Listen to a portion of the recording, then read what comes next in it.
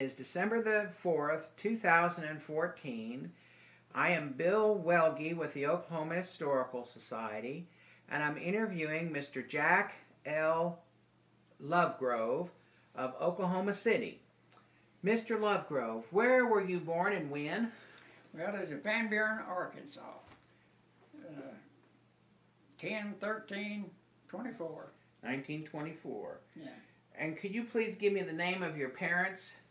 My mother's name was Ethel, and my daddy's name was William. William. Now, what was your mother's maiden name? Do you remember? Holland. Holland? Yeah, because that's a lot of time comes up on all these IDs and stuff. You know, you got to know who that is. Sure. I don't know why they picked that, but that is one of the things. Do you remember when they were born and where?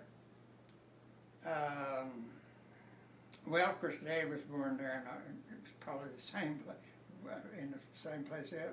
But Mama, she was born at Maud, Oklahoma, wherever that is. Oh, it's down here near Seminole, and in between Yeah. Seminole and Pottawatomie County. And because that's how they kind of found my birth certificate thing, was by the other information that was on there. Okay. And I didn't know my mother's full name was Ethel Magalee, and I guess that's where the Lee came from my name. See? Oh, okay. And do you remember what year she was born? I could look it up. It's in there in the deal. Well, that's okay. What about your dad? Do you remember? He was born in Arkansas? Yeah, Okay. he passed away. I guess he was, I don't know, he's in his 20s anyway. When he passed away? Mm-hmm. Oh, really? Okay. Yeah, he's probably late 20s, I mean. Okay. Now, growing up near Van Buren, you were growing up on a farm? Yeah, and like I tell people, they talked about these farmers. I said all that meant was you lived in the country. Yeah. You wasn't necessarily a farmer. And now, how do you recall how big the farm might have been? How many acres? Oh, we didn't. Well, we actually didn't have a farm. We just lived on the farm. Lived on the farm? Okay. Yeah, because like I tell them, we were poor, and then the Depression came because in fact, that's the reason I guess I'm very sympathetic with the Hispanic people, because we used to be the Hispanic people. We did the picking and gathering and stuff, you know. So you were kind of sharecroppers Yeah, then? yeah. Well, what they we would just call? worked. Well, actually, what the deal was, you just lived in the deal, and then when they had most of the time you grew something your own to eat and stuff like that, because there's plenty of land that was available to it. And we lived on this old man's place. Actually, the house that we lived in over in Fort Smith, they were tearing down houses for some particular reason, and you could tear them down and then do the lumber. So we tore down the house and moved pieces out and put it back together out. I see. And, And so did you have the two rooms, as you said a minute ago? yeah, I guess, but yeah, well, of course, anyway, things were not only with us, but used to even the living room had a bed in it, because the living room, the only difference it was just usually where the heating was. Well, now, how many did you have brothers and sisters? Yeah, but see, since my father died when I was young, there were four of us, and then of course there's my mother, and that's the reason I didn't live with my mother when I grew up, and my brother and I mostly lived with different relatives. In fact, I had one uncle that was worked for an oil company here in Oklahoma, and we came out here, and they were going to take my brother and I over to Shawnee to the Baptist orphanage, you know. And they took us over there, and of course they kind of prep talked us, and of course we were a little disappointed, I guess, because we was going to be put in an orphan's home, you know. But they told us, well, look, these are nice people. You get food and clothing, and chances are you get a. But they didn't accept us because they was too full, I guess, at that time. This to me. But I was a little disappointed after I had convinced myself there was a good deal, but then I just lived when I was a kid growing up, whoever I could, you know. And there wasn't somebody telling you wasn't welcome or nothing like that, but I mean, you're smart enough to know that you're a liability. They'd just rather you wouldn't be there, but it's something that's had to be happening. So I always thought, well, I won't always be where I can't take care of myself, but some of these days I'll be where I can take care of myself, and I won't ask nobody for nothing, you know. And I really am just about that way. I really, I don't think, and I've had people ask me, well, you want me to give you a drink or something like that. I don't want somebody waiting on me. As long as I can wait on myself, I'll take care of the deal. Which side of the family do you think you got that From my mother. from your mother? And I'm sure she wasn't real happy about having to split the family up because of the No, because time. but see, the thing is, like, even when my grandparents was a little bit better off than she was, but at the same time, people, honestly didn't even have money most of the time. I mean, of course, if you worked on the farm like that, you had a little money, but you usually have, way we had, you'd have 2 pairs of shoes, and 1 pair was for every day for knocking around in, working in, and 1 pair for Sunday. Mm-hmm. And then when the ones that was for every day wore out, where you couldn't use them, you took the Sunday ones and. And I didn't know that shoes wasn't supposed to blister your feet because they never fit that well, Oh, really? Well, now, were you able to have a chance to go to school at all? Well, yeah, I tell you, of course, to be a high, and most of the deal, to make it simple, when I lived with my grandparents, you could go to school if you didn't have nothing else to do. Okay. So I didn't finish high school, but and I tell people, a lot of people say, well, they run away from home. Oh, I didn't run away from home. I just got up and left.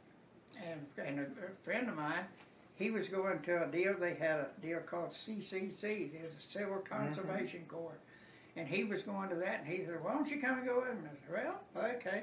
And I forget now, it was $1 and something that we had to get together to go because they was going to pay his way, but they had never heard of me, but I didn't know you had to be signed up and everything before that.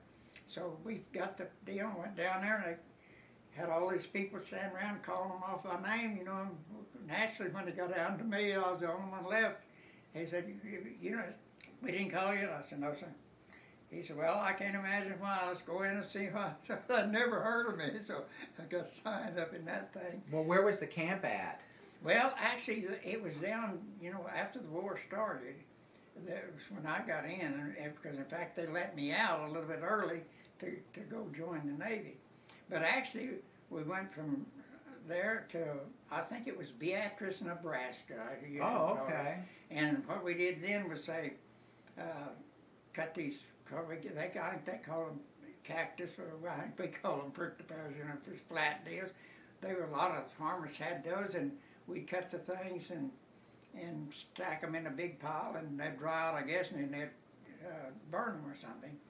But then, and this is how I got to be a cook in the deal. I didn't know no more about cooking than anybody else, but I never was used to cold weather. And shoot, at 10 below zero, they'd go out to work, up there. And so I didn't like that, so I volunteered for mess cook, which is supposed to be something. I thought at least it's inside where it's warm. Sure. So then a case of mumps broke out and all the deal. And the only childhood disease I ever had was that while I was in there. So when the cooks and stuff all had a deal, since I was a mess cook, at least I knew my way around the kitchen. So they made a cook out of me, So we went from there, we went up into Iowa, but we was only there about a week, and I forgot what the place was. What they did, if you'd been there you worked on the irrigation stuff, They had irrigation, you had the little troughs and stuff, and they did all that. We stayed there a little bit, and then we went to Washington State.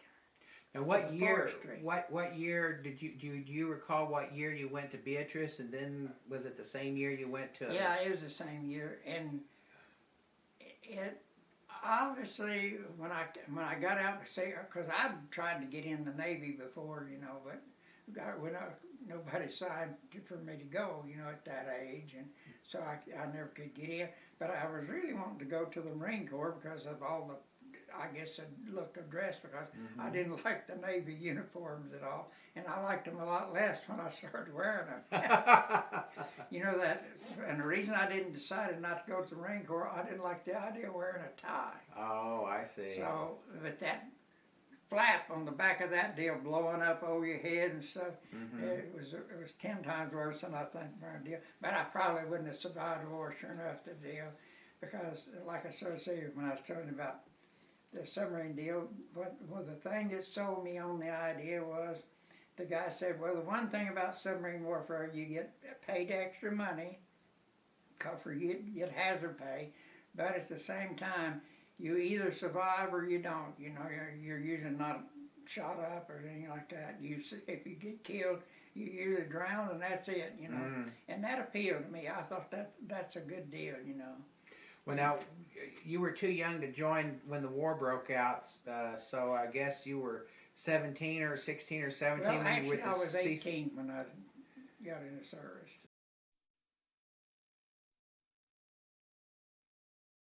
In August of 45? Yeah. Okay. And so, you know, Well, now, when did you hear about the war being over? oh well, we heard about. Well, I mean, we heard about it because they have radios, you know, going off all the time. We heard about it, I guess, as soon as it was announced, you know, because otherwise we had on the news that we had, actually the radio room had a deal that they would listen to news. We could listen to Tokyo Rose and music and stuff like that. But we had a guy from, I think it was from Poto, if I remember right. His name was Frank Kidd. Really? And he ran a little newspaper down there. And so he would take stuff off of the radios and print his little newspaper and pass it around, you know, pass it around through the ship.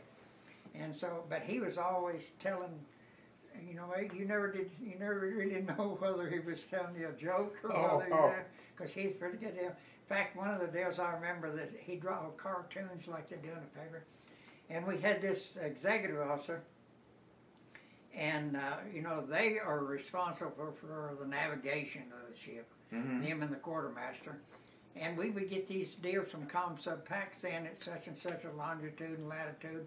We could intercept so many ships to go in such and such a place. All this stuff come over the deal, see.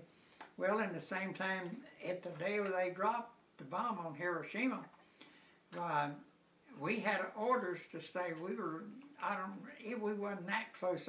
Not to the fact deal, but we still had orders to stay submerged. And because I think that they didn't know what was going to happen when they really put the thing Oh, really?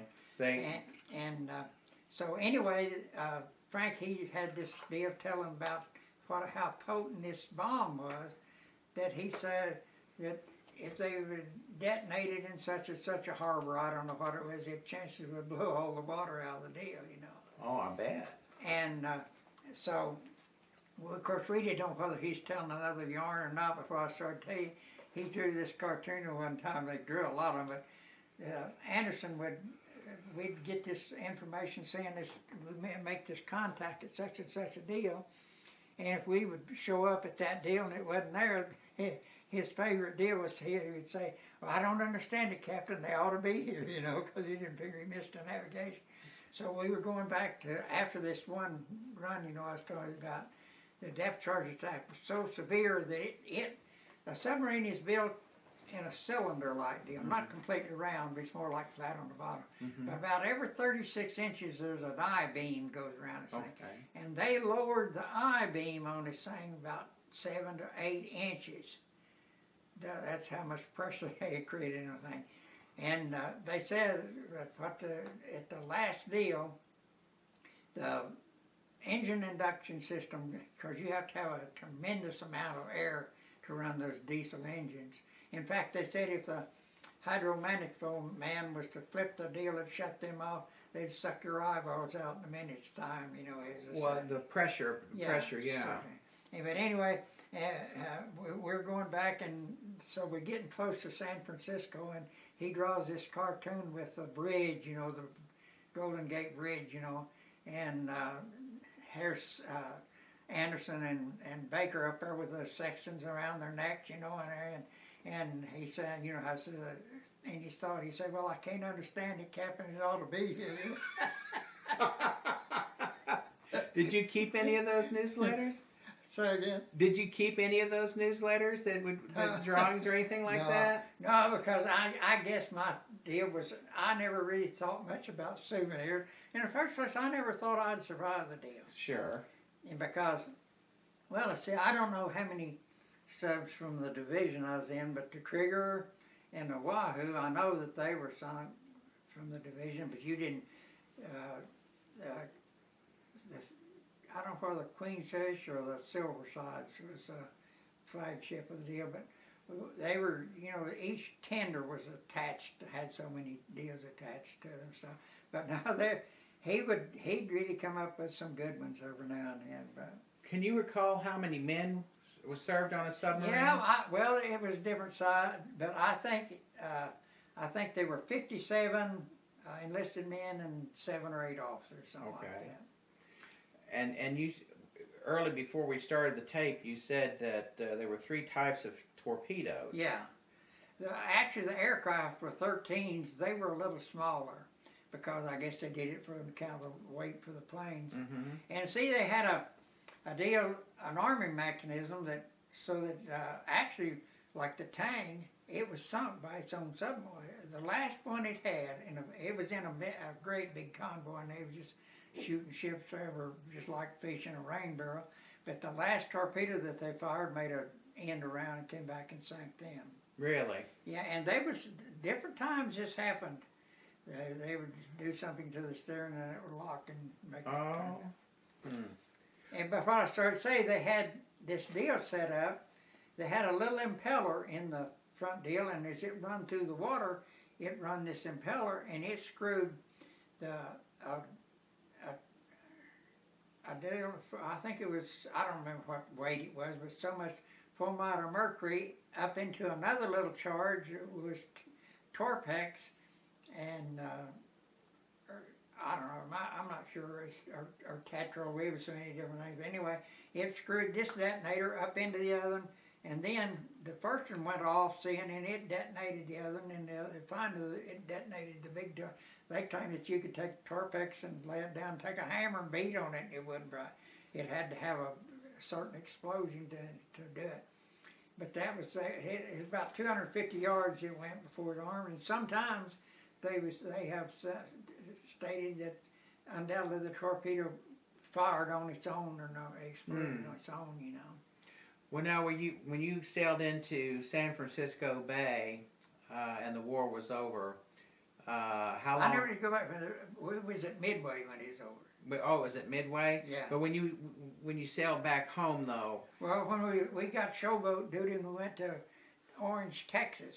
Oh, you did? Yeah, we went to Galveston first. But see, I didn't make that part from I went to Galveston on everything because what the captain told me when, because you know, when you've been on that long, I think I saw 3 captains there because I was, like I said, I didn't get off like I should have.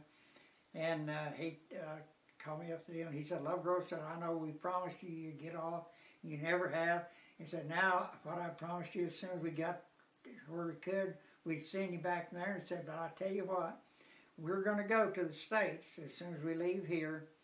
And he said, you can go with us, or you can take your chances on getting transportation from here back. But just whichever way you want to do it. So I thought, well, hey, I might as well. So I went back, we went through the Panama Canal and come right around this way, you know. And you got to see some of the deal. Oh, yeah. Well, it was funny.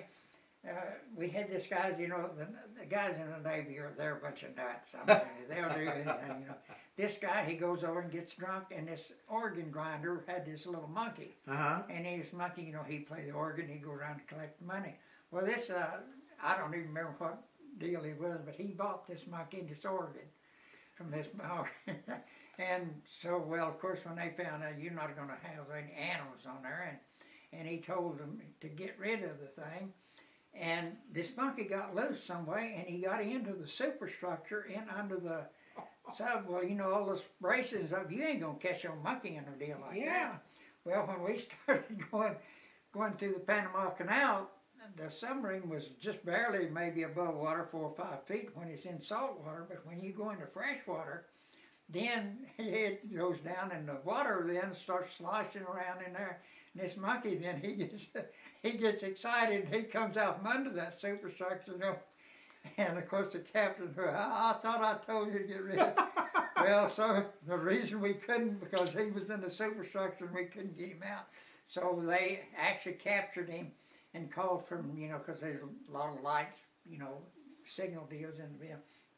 They sent out a boat and picked him up and took him.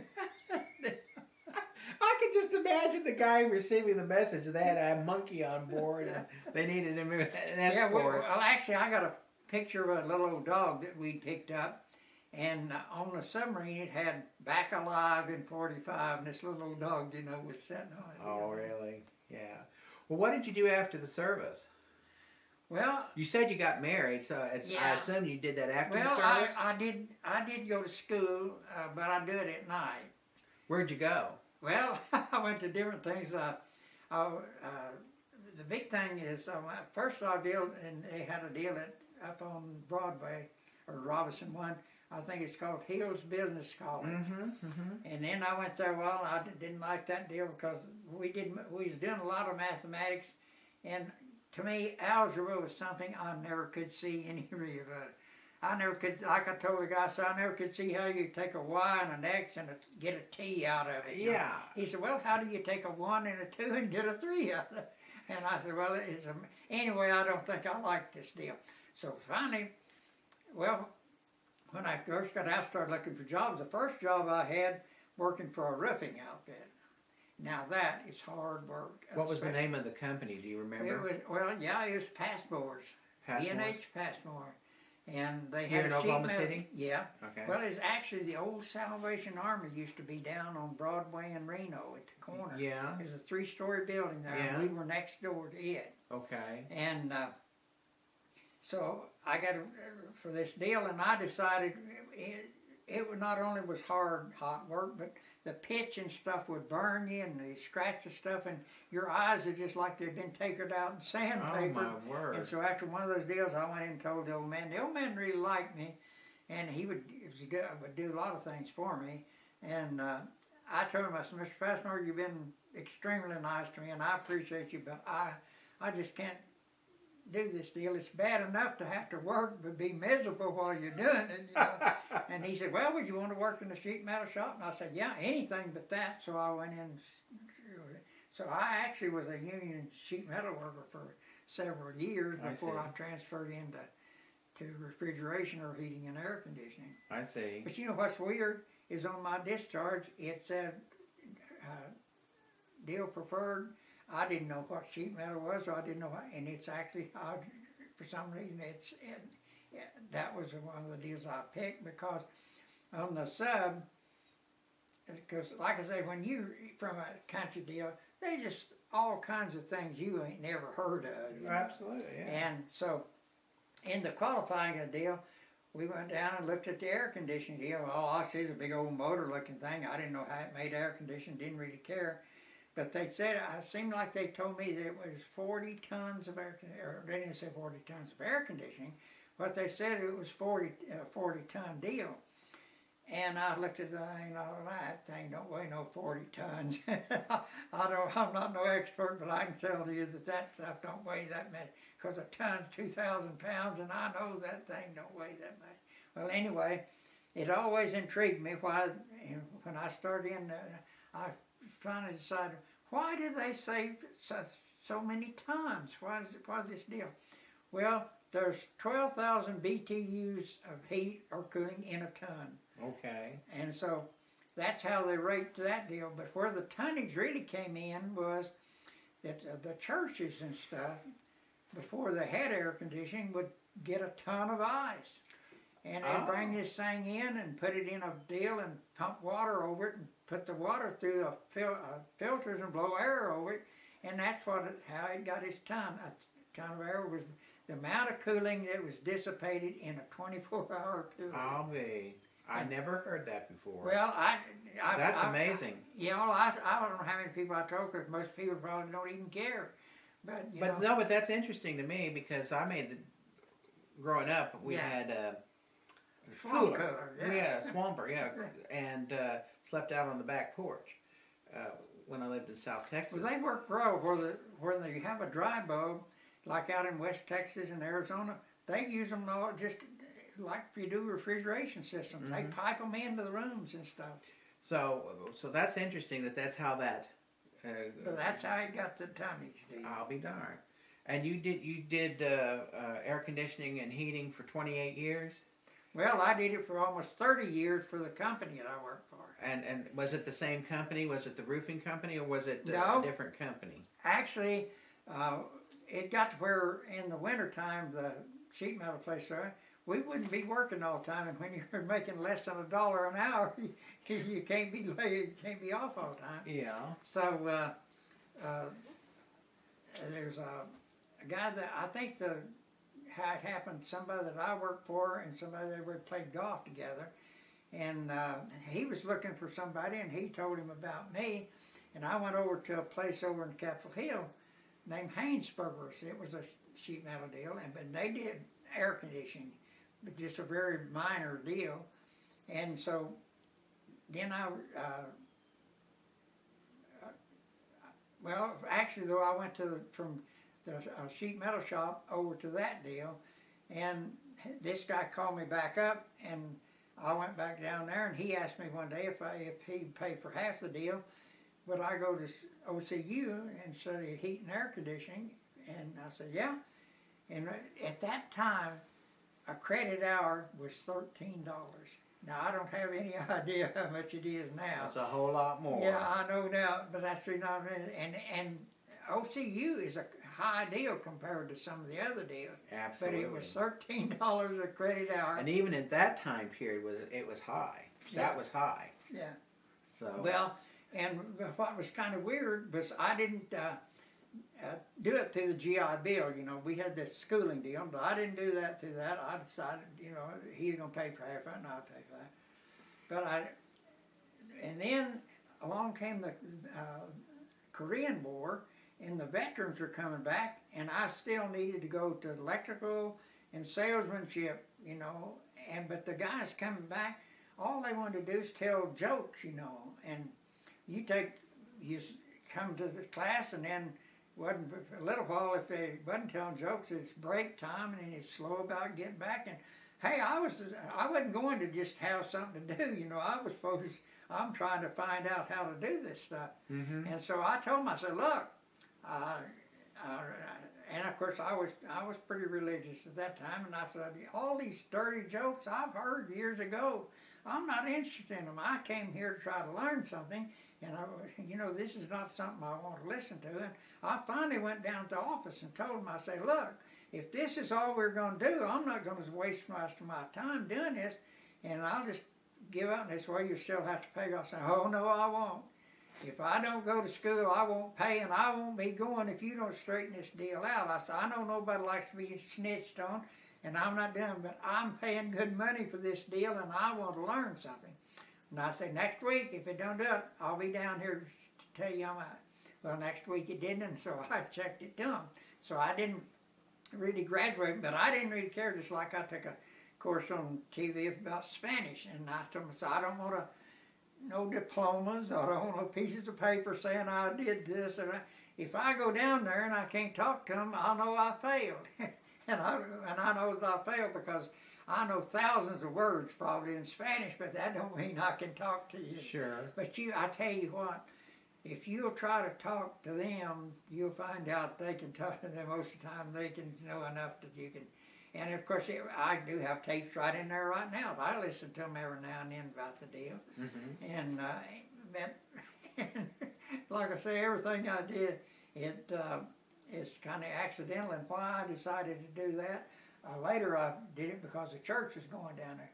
But somebody told me one time how romantic it was to tell somebody you loved them in a foreign language. And I thought Spanish didn't like it. You'd be surprised how long it took me to find out what, you know, love is in Spanish. And I'm not sure that I could tell you right now. I think it's like the same thing like French. It's like amour or something like that. Mm-hmm. But it actually is quiero means to want. And I remember one time in one of the classes they said, and this teacher had a hard time differentiating for there's a difference between love and wanting somebody. Oh. Well, now, when did you marry? Well, it was in July the 15th in 44, I guess. 44, so you were still in the service at the time. Yeah, because like I say, I wasn't even thinking about getting married because, and I know it sounds, and I'm not saying it just because I actually love my wife, because I think love is not something that happens, it's something that you create. I mean, if you like somebody or if you don't like them, marriage is like in fact, this guy comes every Sunday to take me to lunch. We go down to the place, and I go 5 times a week on my own, but he feels like that I won't be able to make it on Sunday. Sure. Because he's very religious, and he goes there. But anyway, What you were married, and where were you married in 44? well, here in Oklahoma City. So you were on leave? Yeah. And who did you marry? Her name was Norma Jean Coggins. Coggins, and was she from Oklahoma City or Oklahoma? Well, when we used to go out to Cordell and pull cotton, you know, in Arkansas they picked it, but we didn't pick anywhere where I lived. It was down in the Arkansas River bottom. Sure. And picking is a lot different than pulling it. I mean, picking that stuff out is just a slow process, but you can put it back. And so they lived there, and so we got acquainted with them there. And then they moved when, like everybody did, when the war came on, everybody moved to town to work because that's where jobs and stuff was then. So was she associated with the military? No. Or she just? No, in fact, if you be honest about it, I would say, like now, if you say date them, we were just together at places, and that was fundamentally it. Mm-hmm. And of course, I don't know why she had decided she wanted to get married, but like I tried to reason her, I don't expect her. Why would you want to get married? You know, but anyway, we did. And so, hey, that was, and then if it hadn't been, I would have probably went to school. You know, but yeah. And that's reason you can't take off and go to school if you got a family. Well, when was your first child born? Well, actually, while I was in the Navy. Really? Yeah, I was over we had come back to the Royal Hawaiian for the deal, and there was a guy that he's from, there used to be a place, and I guess it's still there in a way, called Concord. And it was a service station and a motel thing across the street. And this guy, his family owned those deals. And I found out that he was stationed over there, and we got together on a deal and found out that day that my son was born, you know. I didn't see him till he was 6 months old. Really? And what was his name? Well, his name was Jackie Don. The one over there on that side, of course, that's Michael, you know, up there. Yeah, okay, and then this is... But see those other 2 little boys up there? Those are Michael's sons. Okay. And I don't know if you knew about them. Oh, I knew that, yeah. They're him and the other little girls and stuff. That was very tragic. Of course, and of course that thing, it looks like a ship. My mother made that, and everybody said, well, why do you keep that thing? Because my mother made it. Well, of course. It's sentimental, and it's and she made it. Same with all those little little stuffed animals there. Yeah. Somebody usually brought those things and gave them to my wife because she was on Enric for 13 years. And they'd bring little deals, and we'd buy her toys, and that deal there, my son brought it, put it up there, and I just never did take it down. It's not nothing attractive enough. In fact, I had a big ivy deal growing in the kitchen here today, and I decided I'd cut the thing down. I cut it down to a little bitty thing, and it looked like it died. So I stuck some pieces back in there to see if they're going to, and it looked like they're going to. Oh, really? So they kind of are growing back. And well, you retired after 28 years in the Air Well, it's about 30. 30 years, and you started. What church did you get involved with? The Nazarene Church to go with these? No, actually, I guess if you would say my church affiliation, I would say I'm a Baptist. Okay. But I actually over at how I did the deal over at Mustang, The insurance salesman was the Sunday school superintendent. I didn't know that. But I knew that Lee was a Christian because I could tell the way he conducted himself. Mm-hmm. And sometimes, I'm sorry to say, sometimes we can't tell that about us people that are called Christians. And I'm very reluctant to say I'm a Christian because they were first called Christians at Antioch because they acted like Christ. And very few people fits that category. I'm just that like I am Reverend Jackson. The only time I've ever referred to him as Reverend is when I'm telling somebody about calling his name. Yeah. Because I don't consider him very reverend. So, but anyway, no, I was, for I guess, well, a bunch of years, we didn't go to movies, we went to church. Whatever was happening at church, that's what we did. And then, and I still wanted to say, but anyway, Lee, he was wanting to change his furnace over from electric to gas. And I knew, and somebody else that worked for Osborne Electric, I knew him from down at, what was the meat company?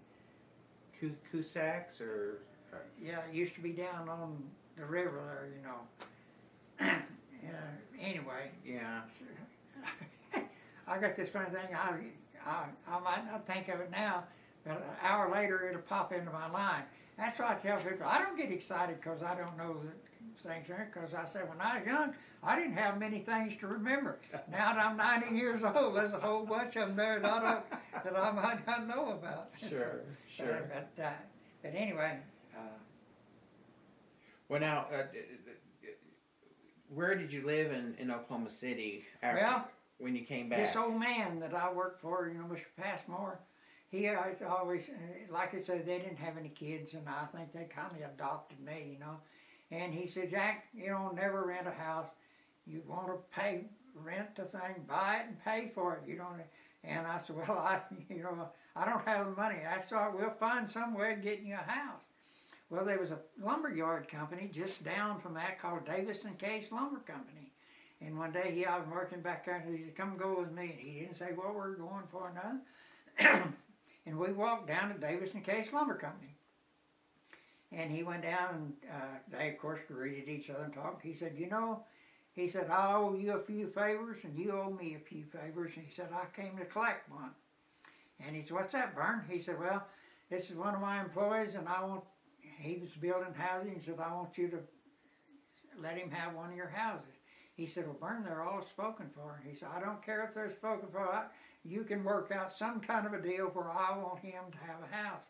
And he said, well, how much money does he make? Said, I don't make any difference how much he makes. It's whatever it takes to qualify for the deal. Wow. And so it wasn't too long till he called and told me that they had 2209 Southwest 22nd. Wow. I thought that we gave $5,000 for it, but I was looking at a deal here because I looked through some stuff when I found everything, and I found out that we gave $6,000 for it. So we lived there about 4 years, and I saw the deal and the house payment on that deal was $40.48. That's what the house, but still that was a lot of money. Mm-hmm. Because why? Am I making 75, 80 cents an hour? Even when they went union, I can remember when union sheet metal workers were making less than $2 an hour. Well, now they're probably making $30 or $40. I don't know, but I was a union sheet metal worker when I bought this house, and I gave $16,000 for this house. And I know I told my mother about it. She said, well, son, I'm afraid you won't never get it paid for. I said, well, I'll live there till it's there. And of course now, I'm not bragging, but now if it's $16,000, you could write a check for it. Sure. Because $16,000 is not a lot of money. Yeah. In fact, everybody that I think that knows something about finance, I've asked them about this, and maybe it's so stupid nobody else thinks about it. But say, for instance, I could, in fact, not too long ago, I bought a CD, a $65,000 CD, and I never even asked them what the interest rate was because I thought it was something. And when I really looked at that thing, and of course you might know more than if you messed with it, the interest rate on that deal was like 0.20. Now That's nothing. It's a fourth of 1%. What it is. Yeah. But so what I'm saying, I don't think I'm the only person that's got a little bit of money. Why don't, instead of the Chinese picking up the national debt, the interest on it, why don't they have some kind of bonds or something that the people in this country could be financing our own deal? At least we'd be getting the money of the people in it and not the Chinese. There's something that I don't think Washington's on our side. They haven't been for quite some time. Well, when you take the economy that we have and put us 16 or 17 trillion dollars, whatever it is, you ain't doing something right. And no, and when China owns 7% of our debt, if they decided to call for that payment of debt, we wouldn't be able to pay it. Well, and that's what I can't understand. How much more do they think they're going to continue? It seems like the American public is not smart enough to know that somebody's got to pay the bill sometime. I mean, the only difference is it's like, I don't remember a lot of things, but I do remember when the RNA and the WPA and Roosevelt was president, giving away stuff. It was like somebody decided if they got a bunch of credit cards and started throwing them around, and that's the way that a lot of people think Roosevelt got them out of the Depression. The war is what did. It was the war. Well, that's why there's these people going around today with that sense of entitlement that the government's going to take care of them. Well, and in the paper, just either yesterday or the day before, they had a deal showing that they've got it's a debit card, just like when you go to the deal. I've been, of course, well, my mother used to be, poor old thing. We wasn't smart enough to know, that she always worked, but she never had a high-paying job, and she lived on her Social Security. She didn't have this SSI or whatever it is, some kind of a deal, poor old thing. And she said, I'm 10 times worse off than the people that's on welfare, because she said they got medical and they got houses, they got everything in the world, food stamps. I don't have but whatever my $400 is, and I have to survive that. Of course, I did give Mom a little money. She wouldn't take it, but I would stick it in the Bible or something, because she was very religious. And I knew she'd be looking in there, In fact, when she died, they did have property, and so that I was the only one that didn't get anything out of the deal, because like she said, well, son, you don't really need anything. Everybody else, because not bragging, because here's the way I look at most of my family. I have given them some pretty good sums of money. And here's the way I reason it. I had a lot rather be able to give them the money than for them to have to give it to me. That would be devastating to have to do.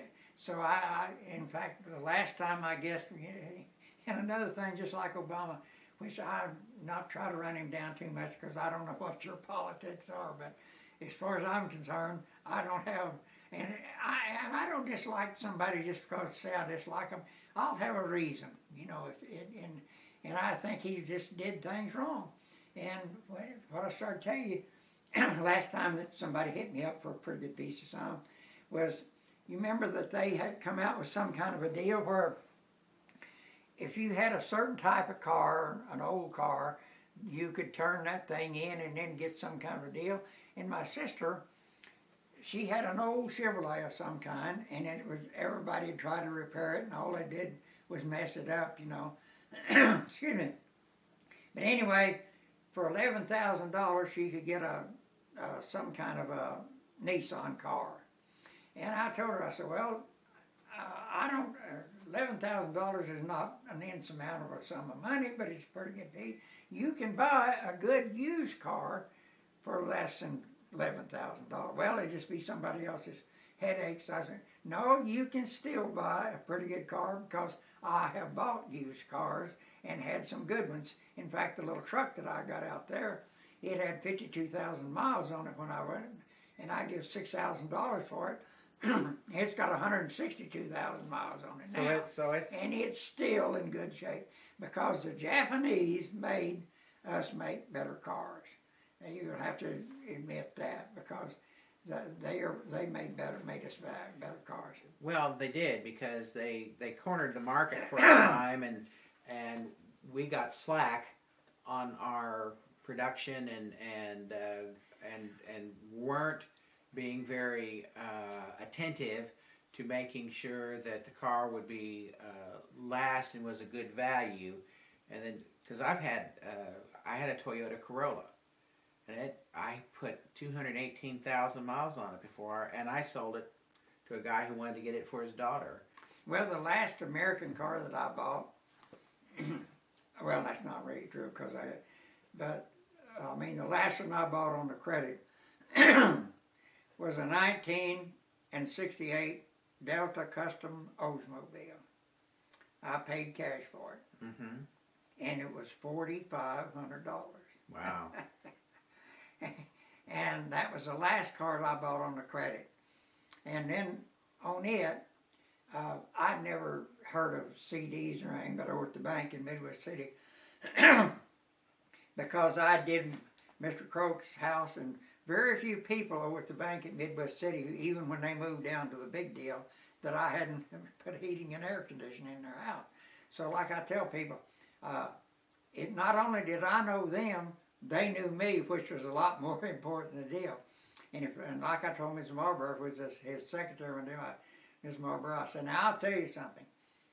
I don't ever want a check to bounce in this company, because I will have money somewhere in this bank if I write a check for it, and it'll be up to you people to find out where it's at.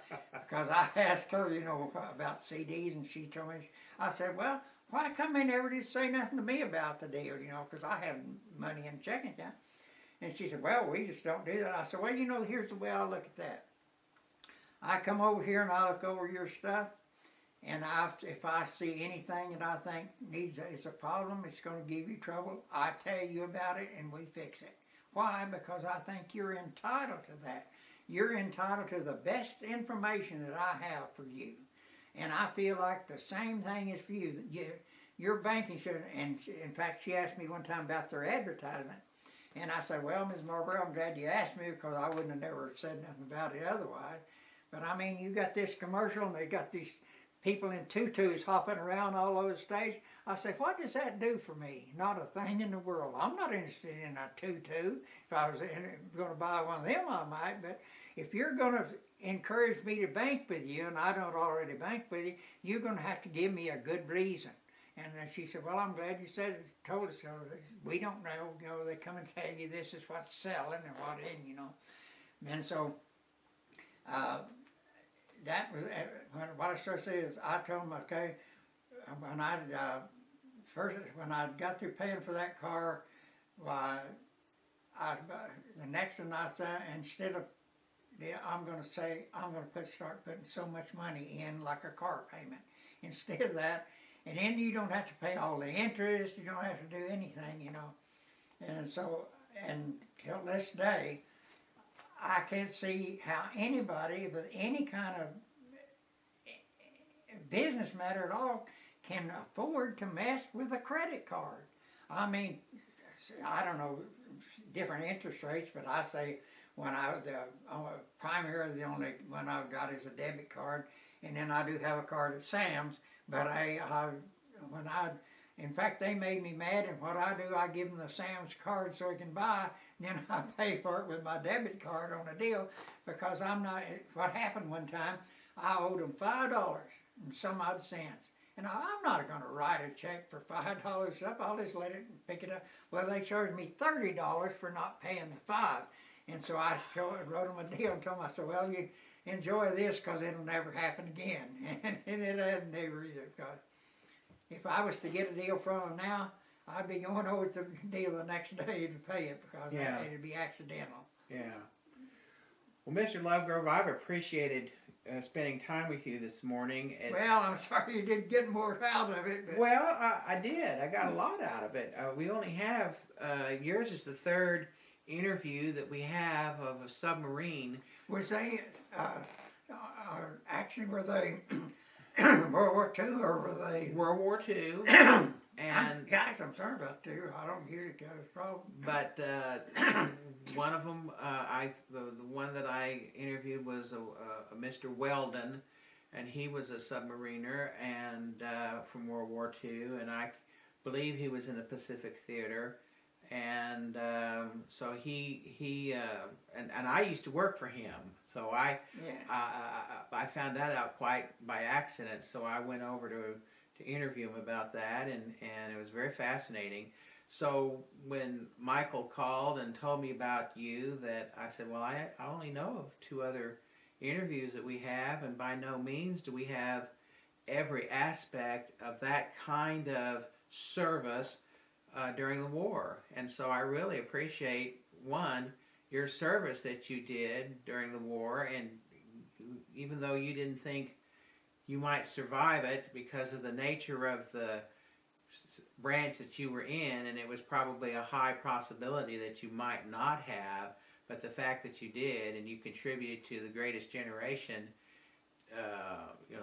My father was in World War II, but he only spent a short time, never left the country. He stayed stationed at Fort Sam Houston. So you were in the midst of battle and survived and started a family, and here you are. So you've made a contribution, whether you think so or not. You've made a contribution to... Well, that's what I've actually had people say to me, that they thank me for what I do. I said, well, actually, people say I did it for the country. I said, well, no, I'm not even sure that I did it for the country, because actually I did it for myself.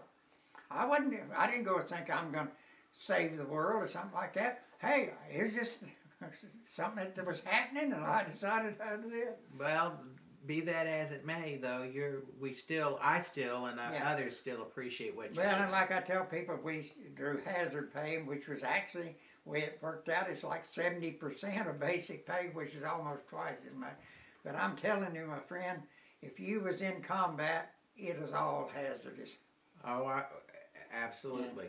It was all you could do. And the thing that I think was even better, not only did I not get shot up or anything like that, but I also didn't see the thing at close range. Yeah. I didn't see people, I thought about this when I see it, and I think about, there wasn't just ships that sunk, there was people on those deals.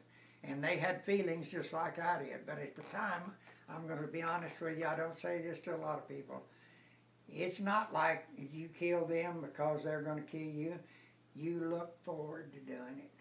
You have such a hatred for them that it's not something I'm doing for them.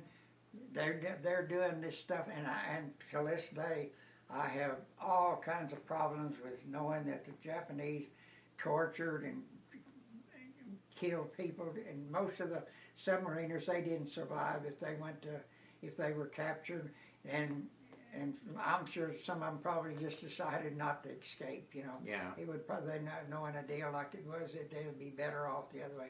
And I try not to think about the Japanese as the enemies anymore, but it's a hard thing for me not to do.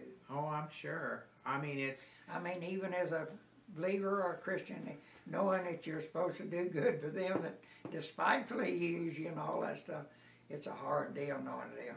In fact, like I tell them, probably what they should have done, those prisoners of war, they should have given them a billy club and let them went back and told the guys goodbye is what they should have done. But I know that wouldn't have worked. But I remember reading this deal where this guy was telling about how he was treated in as a prisoner of war. And this guy asked him, well, how did you manage to survive it mentally, And they said, he looked at him and he said, my mother prayed me through it. And I think there's a lot to that. Yeah, I would think so too. And I, again, can't speak enough of and appreciate what you've done. And so I thank you for your time for today. Oh, well, shoot. And this has been great. Well, I knew Michael was in a deal, because I tell you what, here, the day I'm 90, we go to a banquet at women's basketball. Uh-huh. And I did, even when I have a hearing aid on, I can't tell you what the coach is saying. Mm-hmm. I can hear it loud, but it sounds like it's in a foreign language. Uh-huh. So they're up there talking for hours, And then pretty soon, all the girls the new ones and all came down and go around the table, that we're setting out and sing happy birthday to me. If I'd have been able to hear what was happening, I'd have known if they were talking about me being 90 years old that day. And then Mr. Austin, the guy that's so in charge of all the Friday, I kind of know him in a way since I've talked to him, because I bought aprons, you know, from the deal and give $1,000 for them or something. Not because you need to apron to cook, but because you're raising money for the Fast Break Club, you know, and stuff like that. So, and they bring the thing to you, and then also the announcer for the football deal, his dad used to be the preacher over at the church. Oh, really? In Mustang, and so I knew Keith, and I didn't know him personally, but his dad, you know, and I really didn't know him because he was leaving at about the time that I came in. And the way Larry, the minister of Iron Tract, I talked to him last night because they've got a thing going down at Falls Creek to Saggers Lake. And I guess I'll help them do that, you know. But I did that deal over at church over there like I did for just because, well, just because I liked them. But I never did join their church because, and it wasn't, but I had any problem with their belief because I've looked on the internet, I've looked at Methodist, Presbyterian, and when you really basically get down to them, most all of them agree on one thing, which is the important thing, that Jesus died that you might have life. And it's basically that deal. And I guess I have a problem a little bit with on church because I'm not that big into sports things and all these outside things in church activity, because to me, church is not fun and games, it's life and death, because you can think of nothing that's as bad a thing as being what we consider not being a Christian and having salvation, you know. Exactly. Well, and I think the reason that some of these churches do what they do is to try to encourage young people to come in, and or there are some churches that entertain. It's more of an entertainment situation. That to me is not church. No, and like I told Larry, the more that you entertain, the less religious thing, because, you know, I know that God is not present in the deal, but His Spirit should be in the church deal. And I don't think you need to have, and to me, if you have to bribe somebody to get them to go to church, when you quit bribing them, it's just like all the friends we bought over the years. When you quit putting out money, they're not friends anymore. You know? Well, my favorite psalm is Psalm 100, "Make a joyful noise unto the Lord, all ye lands." But I didn't think it meant snare drums and electric guitars. So. Well, and you know now, which I'm sure is every church that I go to now, we got this big screen that plays the deal up on the screen, and it's songs that I've never heard before. Yeah, give me the old standards. That's I've got an old Broadman hymnal. You know, sometimes I guess I'm really a weird person, but sometimes I watched a deal about Elvis, and he said he couldn't sleep. You know, I thought, well, why would a guy worry about it if you can't sleep? If you get tired enough, your body will go to sleep whether you want to or not. And so if I don't say it, sometimes I'll think about, and I've looked at this old Wordman hymnal, and there's 400 and something songs in there, and I know 164 of them, you know, the tuned them, because so many times. And what I'll try to do, I'll think about this old song, and I'll try to go out, and maybe I'll only remember a verse or two of it. And I've got a lot of them marked in there, and you know, there's lots of good messages in song. And I'm not really, as far as music. In fact, that television I got there, a lady gave it to me because she lost her job, and when I do something, if I charge it all, I wouldn't charge her nothing, because actually, you know, I'll tell you this real quick. You know, I thought one time, I said, well, if God is so interested in the poor people and stuff like that, why didn't He make some kind of a provision for them, you know? And I'm telling you, I hate to say this because I don't believe God talks to many people, and I didn't hear no audible voice, but it's just the same. The thought came to mind, He did, and you're it.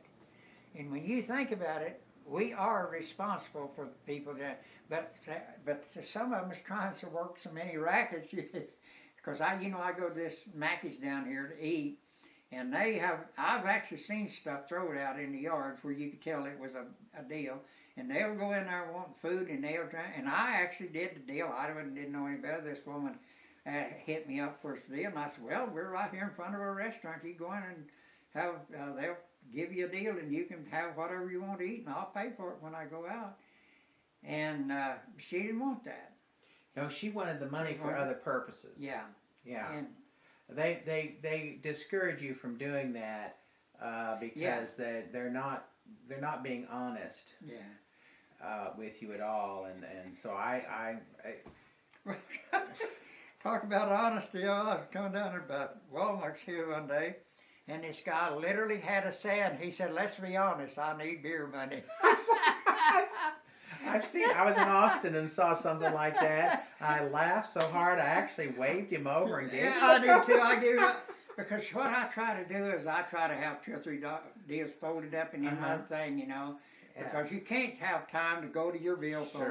Sure. And there's some of those poor people, you know, that in fact, one time this lady, I was over at Walmart and there's this small one order, and she came up, she said, "Sir, you couldn't give me $5 so me and my family can make it down there in the dark over out of gas." So I dig out my billfold and get $5. And she says, "You couldn't make it 10, could you?" And I said, "You know what? You're about to talk yourself out of the 5 I was going to get." Yeah. And, Well,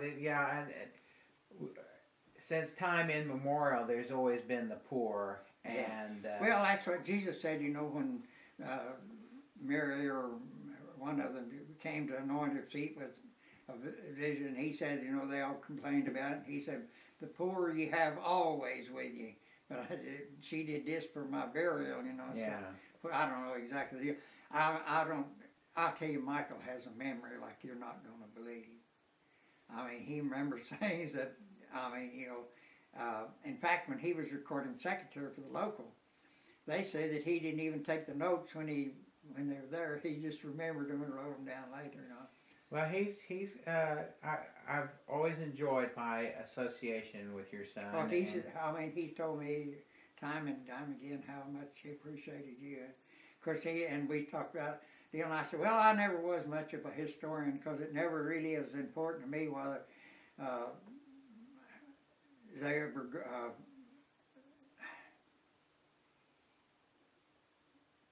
well, I can't even think of the big English, French.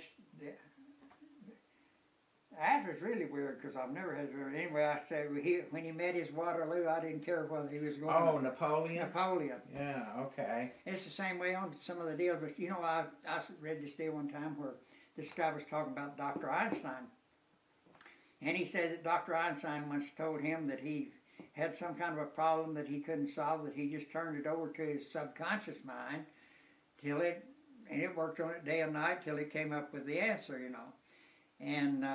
And I thought, well, you know, that is true because one time my brother-in-law was down there and we was talking about a football coach that coached at LSU. And we couldn't, either one of us, come up with it. And on the way home, I thought of it. His name was Dietzel. And till this day, I don't have any trouble with it. And why? I don't have any reason for remembering it. But something, and that's where I think a lot of people talk about they remember stuff when they're kids and stuff. I think it's things that they've talked over and reinforced and stuff like that. Because I'm telling you, there's lots of things I don't remember. Well, I don't remember my childhood at all, Yeah. and I have a sister that's a year younger than me, and she helps me remember my childhood. Yeah. Well, and things just like telephone numbers and stuff. I don't ever try to remember telephone numbers. Why should I? I go to that much trouble. And then another thing I think that happens when you find out that you come up against something that you don't recall just right then, it becomes kind of a shock to you. Well, why can't I remember this? And you think more about that than you do the other deal. In fact, I've some of the deals, and I know that I don't even think about it. And then 5 minutes later, you think of their name and something, and you're still not even wanting to think about it. Well, I call it information overload. And because we're bombarded with so much information, whether it's from the television or radio or whatever, and the newspaper, the brain's trying to process it all, and unfortunately, sometimes the brain can't absorb it. Well, as fast as it's coming. well, and it's at not you. that you forgot it. If you did, you could never remember it. Right. It's there. It's just I can't put a name on it. Exactly. Well, Mr. Lovegrove, I think